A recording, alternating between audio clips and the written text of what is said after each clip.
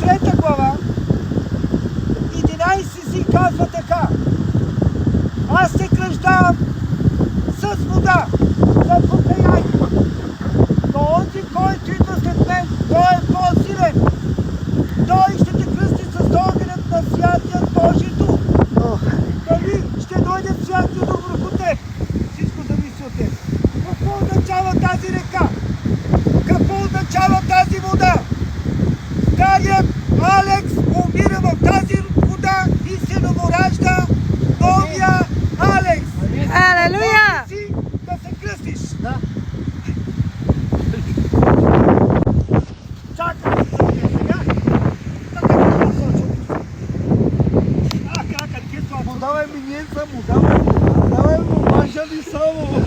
Ка сона ка мерен шлестера. Показвам как изкарат обувките.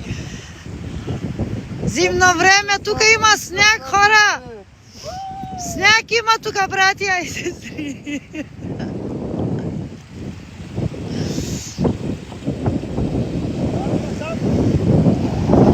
Аз не мога, брат! Стига то!